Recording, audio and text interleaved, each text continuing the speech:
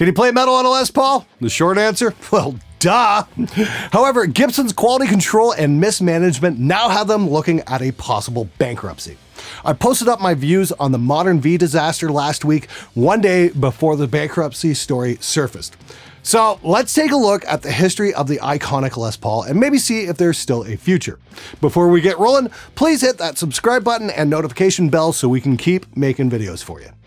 Okay, so we've looked at several types of popular guitars on this show and checked out how they performed when it comes to playing metal. We've looked at the Stratocaster, the Telecaster, and the semi-acoustic or hollow body guitar. In the latter episode, we talked about the Gibson ES 150 and how it was a pioneering electric guitar. Now it's time to take a look at one of the most popular guitars on earth, the Gibson Les Paul. Now, you really can't start talking about this guitar without first talking about Les Paul the man.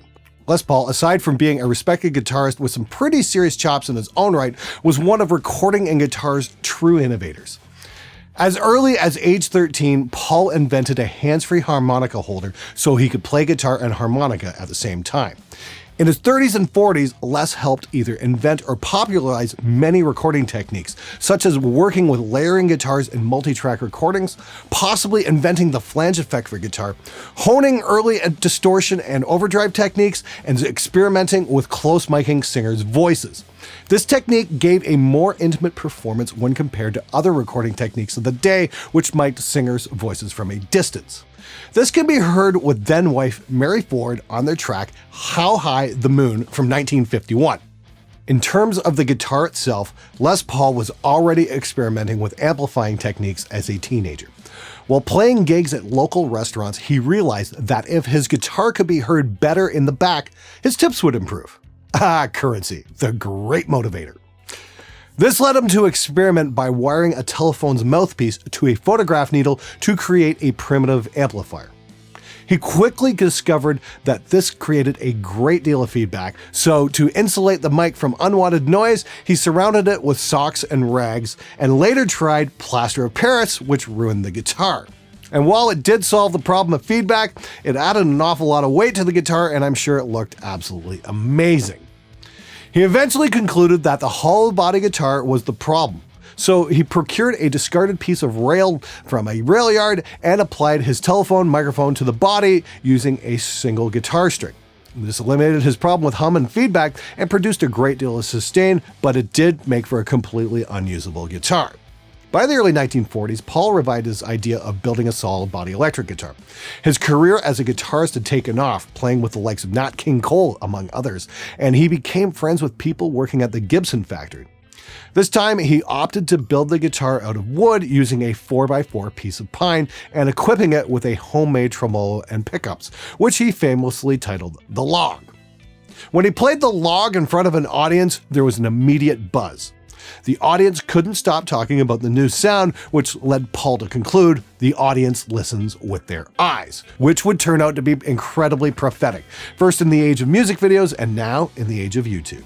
When he took the Log to Epiphone, at the time they were separate from the Gibson company, the interest from the executives was anemic. He then went to Gibson and was laughed at for his broomstick guitar. By the early 1950s, Leo Fender's own solid body guitar, the Broadcaster, which would later turn into the Telecaster, became wildly popular, causing Gibson to take a second look at Les Paul's Log. In 1951, Gibson and Les worked closely together developing the Gibson Les Paul, which was released in 1952. The guitar took several years to gain much traction and went through many iterations and revisions, but by the early 1960s had become the guitar of choice for many famous guitar players. Speaking of which, let's examine just some of the guitarists who've used the Les Paul over the years.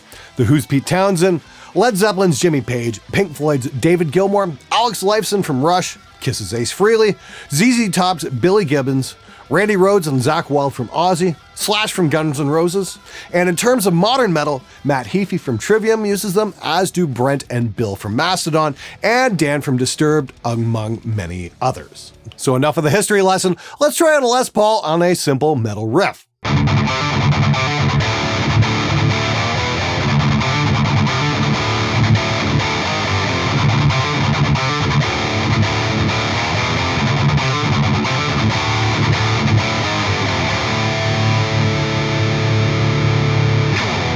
And let's check it out in the context of a full mix. We've got Christian Vegh on guitar and Cam Fleury on drums. The Les Paul is running into a Rev Generator 120 and an Engel Vintage 30 cabinet using the Fredman technique. If you want to learn more about this tone, check out a few of my guitar recording tutorials. I'll have some links in the description below. Here we go.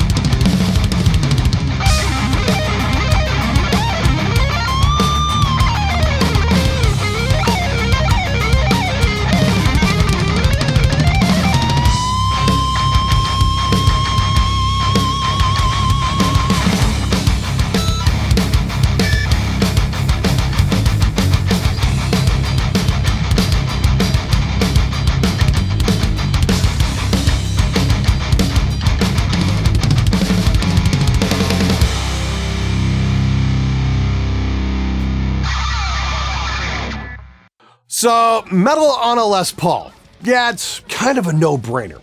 Even though it was invented by a jazz and country musician, a well-set-up Les Paul can play like butter, and it's easy to see why it's become such a mainstay for rock and metal. As for the future of the guitar, well, that's uncertain. With questionable quality and unrealistic prices, as well as fierce competition in the form of high-quality guitars being sourced from Indonesia and Korea, the Les Paul just might become the next Sony Betamax. While there are reports of the Gibson Corporation facing bankruptcy, the company itself released a statement on February the 20th that it had met all current obligations to bondholders. However, this does not change the fact that they didn't attend NAMM 2018, closed the popular Cakewalk recording software, and have been releasing awful custom shop guitars that any sane person would burn the designs for, much less actually build one. Yes, you can play metal on a Les Paul, but if you don't have an unrealistic attachment to a brand name, you can play metal on a similar guitar that will be of much higher quality for a lot less money.